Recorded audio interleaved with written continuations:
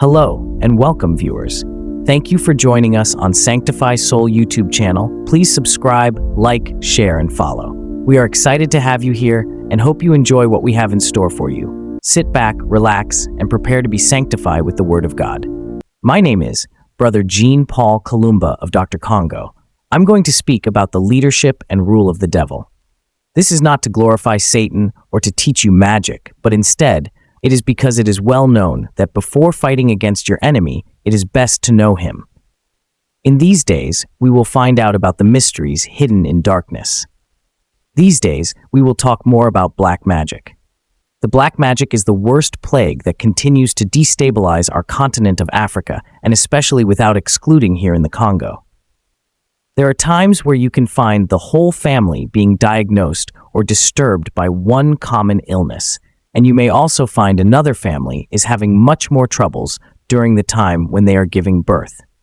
If you carefully look behind the curtain of all of these evils, you will find that there are some rulers, princes of darkness, or servants of the devil who are causing it. In my observation, I have learned that witches of the black magic are grouped into three groups. The first group of witches is witches who are being used by others. In other words, witches who are practicing witchcraft without them realizing it because they are being influenced by other people. This is the worst group of witches because their images are taken without them knowing or their consent, and they are subjected to wicked practices and conditions in order to harm others. The second witches are the self-employed or self-styled witch. This is a witch who even his conscience knows that he has witchcraft and practices it. In fact, this group of witches is given various titles in the world of darkness and is forced to marry. For a female sorcerer, she is forced to marry her son, and a male sorcerer is forced to marry his own daughter. To identify this type of witch, you will find that the mother has many children, but she loves and favors more one of her male children. And if this favorite son is married to a woman, you will find that even if he buys groceries or he received any salary, he will only be mindful to give all the groceries and salaries to his witch mother and refuse to help his own wife. The reason behind this is because this man is bound by the wicked powers of his mother. Therefore, because of the jealousy that engulfs this wicked woman, she will start hating to see her daughter-in-law giving birth to children.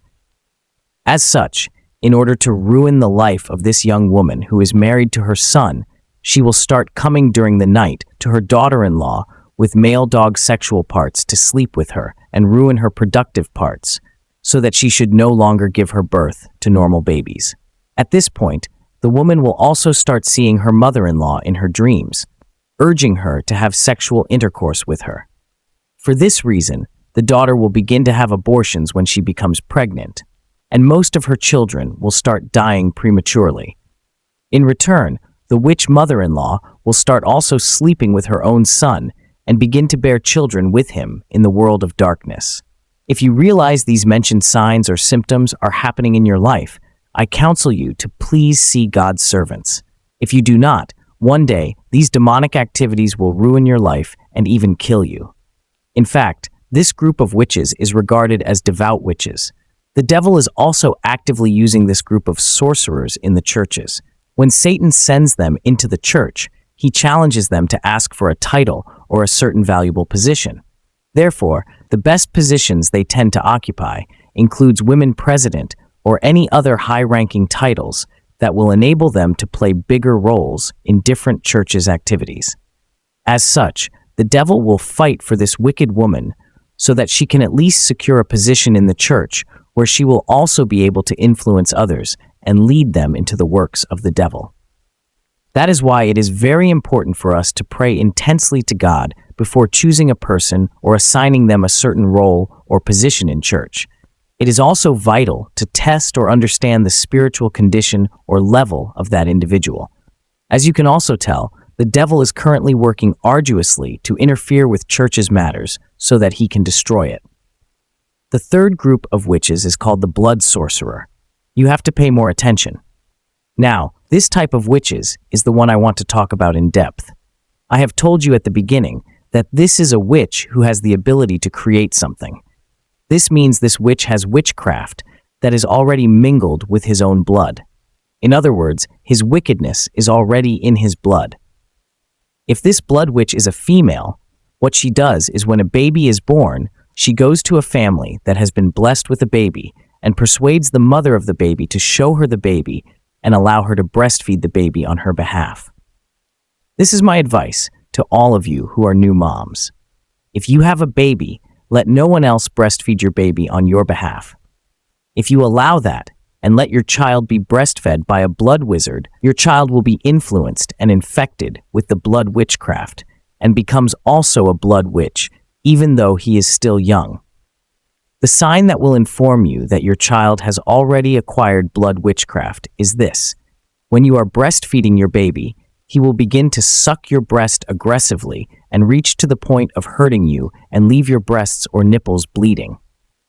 Apart from this sign, you will also begin to notice that when your child reaches the age of 3, he still looks more immature compared to his age. Instead of his full body to grow up, you will notice that only his head is getting bigger and bigger. Now, when a blood sorcerer successfully reaches 5 years in this group of witchcraft, she will be called to attend an initiation ceremony in the world of darkness, where she will also be celebrated and given the power of a certain beast or animal. This celebration is called totem. During the ceremony, this witch will then be given a seed to plant at her home so that it can grow and ultimately be a bigger tree. This tree will only be visible spiritually in the dark world, but it will not be seen in this physical world. The tree will bear fruits which are exactly the same as the number of that witch's children. This means if the witch has 10 children, the tree will also bear 10 fruits. Every year in the world of darkness, there will be a demonic wind that will be directed towards that tree. If during the time that wind blew, the tree becomes shaken and one fruit falls, the same will happen to the family of that witch, that one of her children will die.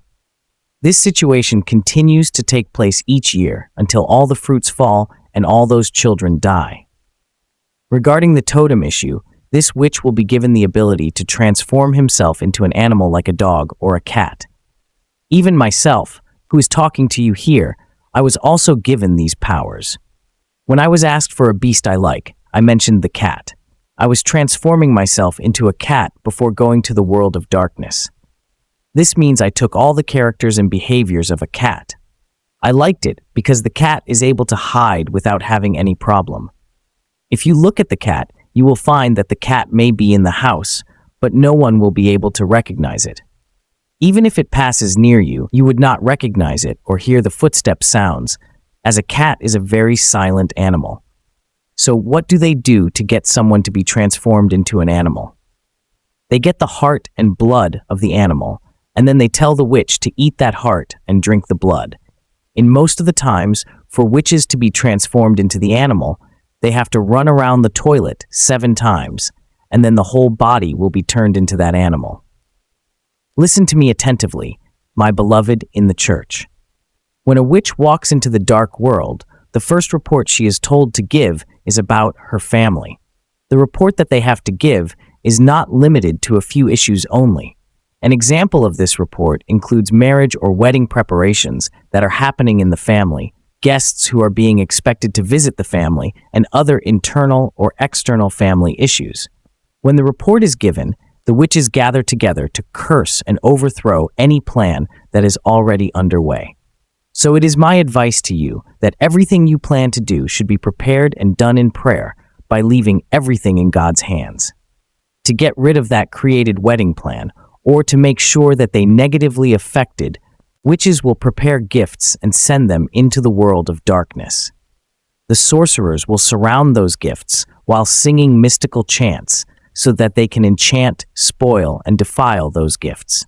Then they will write down the names of people who are going to be wedded and start to curse and declare other maledictions toward against the groom and bride. After that, the witches will come out of the world of darkness with those cursed gifts one day before the wedding day.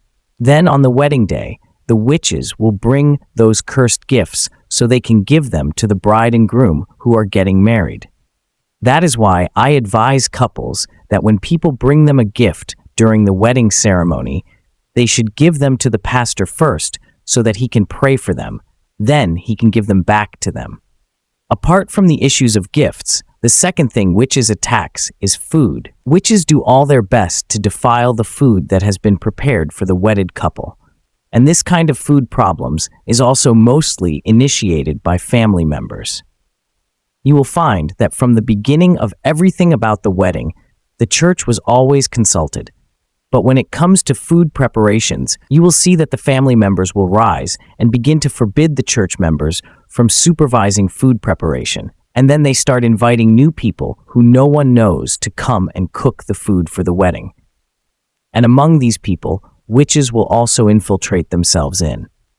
Let me tell my friends, there are no other places that witches prefer to play eminent roles than at the celebratory events.